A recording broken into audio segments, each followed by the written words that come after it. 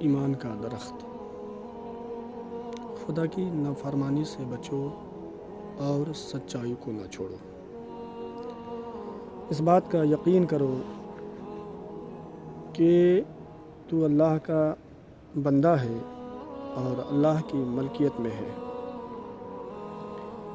اس کی کسی چیز پر اپنا اختیار ظاہر نہ کرو، بلکہ اس کی کسی چیز پر اپنا اختیار ظاہر نہ کرو بلکہ اس کا ادب کرو، کیونکہ اس کے تمام کام صحیح اندازے سے ہوتے ہیں۔ اللہ کے اندازوں کو مقدم سمجھو۔ اللہ نے تمام کاموں سے فرصت حاصل کر رکھی ہے، وہی تجھے نعمتیں بخشے گا اور جنت عطا کرے گا۔ اللہ کی جنت کی نعمتوں کا کوئی اندازہ نہیں لگا سکتا کہ اس نے اپنے بندوں کی آنکھوں کی ٹھنڈک کے لیے کیا کچھ پوشیدہ رکھا ہوا ہے۔ اس لیے اپنے تمام کام اسی ذات کے سپرد کرو۔ اللہ اپنا فضل اور نعمت تم پر پوری کر کے رہے گا۔ بندے کے ایمان کا درخت اس کی حفاظت اور تحفظ کا متقاضی ہے۔ ایمان کے درخت کی پرورش ضروری ہے۔ ایمان کے درخت کی متواتر آبیاری کرتے رہو، اسے کھاد دیتے رہو تاکہ اس کے پھل پھولے اور میوے برقرار رہے۔ اگر یہ میوے اور پھل گر گئے تو ایمان کا درخت ویران ہو جائے گا۔ غنی کے ایمان کا درخت حفاظت کے بغیر کمزور ہے، لیکن فقیر کے ایمان کا درخت پرورش اور حفاظت کے باوصف قسم قسم کی نعمتوں سے فیض یاب ہے۔ اللہ اپنے احسان سے لوگوں کو توفیق دیتا ہے اور لوگوں کو رتبہ بخشتا ہے۔ اب صبر و رضا و یقین۔ حضرت سرکار سیدنا غوث اعظم رضی اللہ تعالیٰ عنہ نے فرمایا، اے شخص، اگر تو تنگ دست ہے تو اس کا اللہ سے شکوہ نہ کرو۔ تم گمنامی ہے، بھوکا پیاسا، ہر دور سے دھتکارا ہوا، بے نصیب اور محروم ہے تو بھی دوسرے مسلمان سے اسی بنیاد پر مقابلہ نہ کرو کہ دونوں حوا اور آدم کی اولاد ہیں۔ اگر صبر و رضا اور یقین پر رہے گا تو اللہ کی جانب سے یقیناً ایمان کا درخت ہرا بھرا ہو جائے گا۔ ایمان کا پودا شاخ در شاخ پھلے پھولے گا۔ جو چیز تیرے مقدر میں ہوگی وہ لازمی تجھے مل کر رہے گی۔ اس کے لیے تجھے سوال کرنے کی بھی حاجت نہیں ہے، بس لازم ہے کہ تو اپنے حال میں باادب اور خوش رہے، اس حال میں غیر کی جانب مائل نہ ہو، کیونکہ جو کچھ تجھے دیا گیا ہے وہی تیرے قسمت اور مقدر ہے۔ اس کے علاوہ تیرے لیے فساد اور فتنہ ہے، بس اپنی قسمت پر شاکر اور راضی رہنے ہی میں سلامتی ہے۔ اللہ نے اپنے بندوں کے لیے بے بہا نعمتیں مخصوص کر رکھی ہیں۔ اللہ ان نعمتوں میں اضافہ کرتا چلا جاتا ہے جو عبادت خمسہ کرتا ہے اور شر سے دور رہتا ہے، وہ نعمتوں سے ہمکنار ہوتا ہے۔ اگر کوئی غنی بھی ان نعمتوں کا طالب ہو تو اللہ کی رضا و صبر و یقین اور علم اس پر رحمتوں کا باعث بنتا ہے، اس کا ایمان مضبوط اور مستحکم ہو جاتا ہے، تو اس وقت پھر اسے دنیاوی جاہ و حشم اور دنیاوی مال و اسباب سب بے ثبات دکھائی دینے لگتا ہے، اور فرمانے الہی کا بندہ تو اس وقت تک اپنے رب کے نور سے معمور نہیں ہو سکتا جب تک مخلوق سے اپنے آپ کو علیحدہ نہ کر لے اور دنیا کی خواہشات سے اپنے دل کا رخ نہ موڑ ڈالے۔ ایسی صورت میں جب تیرے اندر خدا کا نور ظہور ہوگا، اس وقت تیرے دل میں خدا کے سوا کسی کے لیے جگہ نہیں ہوگی۔ پھر تو خود ہی اپنے دل کا دربان ہوگا، اس سے تو اپنے دل کی حفاظت کر سکے گا۔ اس وقت نفس کی خواہشات ہرگز سر نہ اٹھا سکیں گی۔ تو صرف اپنے خدا کی ہی پیروی کرے گا۔ تیرے دل کی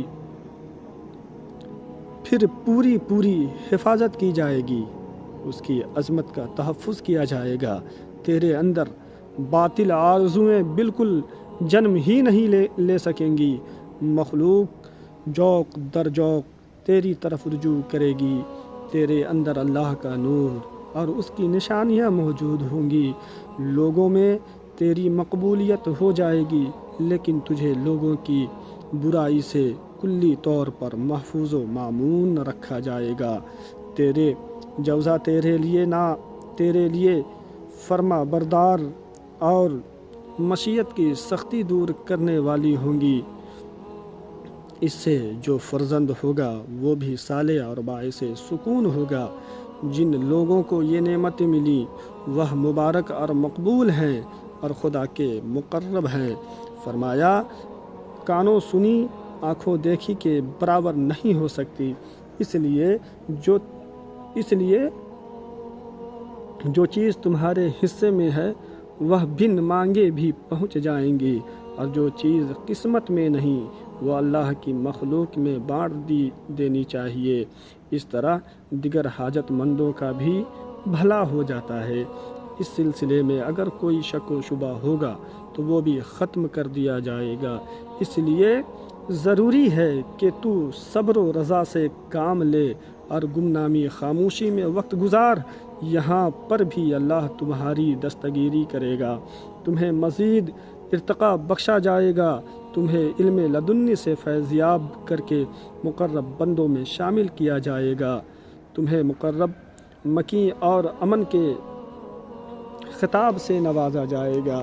ایسی صورت میں حضرت یونس علیہ السلام کی مثال تمہارے سامنے ہوگی کہ انہیں ظاہری طور پر سلطنت مصر سونپی گئی تھی، لیکن در حقیقت انہیں سلطنت باطنی کی ذمہ داری دی گئی تھی۔ حضرت یوسف علیہ السلام کو اللہ نے علم بھی عطا کیا تھا اور سلطنت بھی، اسی طرح تجھے بھی علم کا حصہ مل جائے گا، تمہیں قدرت خاص بخشی جائے گی، ولایت عامہ اور مبارک بادی سے متصف کیا جائے گا، اور آخرت میں بھی نعمتیں ہوں گی اور تیرے مراتب بلند ہوں گے، تجھے خدا کا دیدار بھی نصیب ہوگا۔ میں یہ بتانا چاہتا ہوں کہ خدا کا دیدار بھی نصیب ہوگا۔ بہت اہم ہے کہ خدا کا جسے دیدار نصیب ہو جائے وہ پھر اپنے مرتبے کو پہنچ جاتا ہے۔ لیکن حضرات محترم، یہ سب تمام تر منازل کو پانے کے لیے عبادت خمسہ میں دھیان لگانا بہت ضروری ہے۔ اس میں ریاکاری نہ ہو، جھوٹ سے پرہیز کرے، حرام خوری سے بچے، حلال رزق اور حرام رزق سے بھی آپ کو تمیز کرنا پڑے گا۔ یہ سب کب ہوں گے؟ جب آپ کے اندر علم دین ہوگی تب آپ یہ سب سمجھ سکتے ہیں۔ یا پھر آپ نے اپنے وقت پہ علم دین کو حاصل نہ کیا تو ایک بات بتانا چاہتا ہوں کہ جو ابھی آپ کے پاس وقت ہے اس میں آپ صاحب علم دین سے رابطہ کریں، ان کے صحبت میں آپ بیٹھیں تو وہ آپ کو بتائیں گے کہ کیسے آپ اپنی زندگی کو گزاریں، کیا چیز حلال ہے، کیا چیز حرام ہے، یہ تمام تر کی پہچان آپ کے اندر آ جائے گی۔ حضرات محترم، ہم نے آج اپنے زندگی کو کھیل کود میں بتا دیا ہے، ہم اپنے زندگی کو دنیا کی عیش و عشرت میں لگا دیا ہے، لیکن میں کہنا چاہتا ہوں کہ یہ چند روزہ زندگی میں اتنی ساری چیزوں کو اپنے اندر سمونے کی کیا ضرورت ہے، جو ضرورت ہے جس سے آپ کی آخرت بن سکے، سنور سکے، آپ اس طرف دھیان دیں۔ آئیے میں آپ کو کچھ باتیں بتاتا چلتا ہوں کہ آج کے دور میں آپ کی زندگی کیسے اطمینان پرسکون بن سکتی ہے۔ حضرات محترم، میں آپ کو یہ بات بتانے میں مجھے اور آپ کو سمجھنے میں آسانی ہو جائے کہ آج کے دور کی زندگی کو گزارنا بہت آسان ہے، لیکن اس بات کو آپ یاد رکھیں کہ جب اس دنیا میں آپ ملوث ہو جائیں گے نا، پھر آپ کی زندگی آپ کے لیے پریشانی کا سبب بنے گا۔ لہٰذا آپ جو ہیں اپنے مساجد کو ویران ہونے سے بچائیں، مسجدوں میں آپ جائیں، نمازیں 5 وقت آپ پڑھیں، اللہ اور اس کے رسول کے بتائے ہوئے راستے پہ چلیں، یہی آپ کے لیے آخرت کی تیاری ہے۔ اللہ کے رسول کے چھوٹی چھوٹی سنتوں کو آپ اجاگر کرنے کی کوشش کریں۔ آپ اپنے چہرے پہ داڑھی مبارک کو سجا لیں، اس کو آپ جو ہے اس کو چھلوا دیتے ہیں، پھر وہ گٹر میں پھینک دیا جاتا ہے۔ آپ سوچ کے دیکھیں کہ آپ کیا کر رہے ہیں۔ کہ اللہ کے رسول آپ کے اس کام سے راضی ہو جائیں گے؟ کیا آپ یہ سمجھتے ہیں کہ اس سے آپ کو جنت مل جائے گا؟ نہیں، آپ کو اللہ اور اس کے رسول کے بتائے ہوئے راستے پہ چلنا پڑے گا۔ نماز کی پابندی آپ کو کرنی پڑے گی۔ نماز آپ پہ فرض کی گئی ہے جناب، نماز آپ کو پڑھنا ہوگا۔ نماز آپ پڑھیں گے نا، آپ کے چہرے پہ نورانیت آئے گی۔ جب آپ داڑھی مبارک کو اپنے چہرے پہ سجا لیں گے نا، پھر آپ جو بھی غلط کام کرتے ہیں یا اس کا ارادہ کرتے ہیں نا، کم سے کم آپ کے دل میں یہ تو خیال آ جائے گا کہ بھائی میں داڑھی رکھا ہوں اور اس طرح سے غلط کام کروں تو آپ نہیں کر پائیں گے۔ میں کہتا ہوں اپنے عزیزوں سے کہ آپ ایک مرتبہ اپنے چہرے پہ داڑھی تو سجا کر کے دیکھیں، بہت ایسی برائیوں سے آپ بچتے ہوئے نظر آئیں گے، اور آپ بہت ایسے غلط کام سے بھی بچ جائیں گے جو آپ کرنا چاہتے تھے وہ آج آپ نہیں کر پائیں گے۔ لہٰذا سنت رسول صلی اللہ تعالیٰ علیہ وسلم کو اجاگر کریں، اپنے زندگی میں اسے لائیں، تاکہ آپ سمجھ سکیں کہ آپ اہل ایمان ہیں تو آپ کے لیے سنت بھی ضروری ہے، اور سنت سے پہلے آپ کے لیے فرائض جو فرض ہے آپ پہ، آپ اس کو انجام دیں۔ آپ پہ نماز فرض کیا گیا، آپ نماز کی پابندی کریں۔ اگر آپ مالک نصاب ہیں تو آپ پہ حج بھی فرض کیا گیا ہے، آپ حج کریں۔ حضرات محترم، اگر آپ مالک نصاب ہیں، مالدار ہیں، تو آپ پہ اور بھی آپ کے اڑوس پڑوس کے حقوق ہیں، جو کہ خالق کی عبادت، مخلوق کی خدمت کا ہمارا مشن ہے نا، اس مشن کو آپ سمجھے کہ یہ مشن ہے کیا۔ انشاءاللہ آنے والے بیان میں کوشش کروں گا کہ اس کو بتایا جائے۔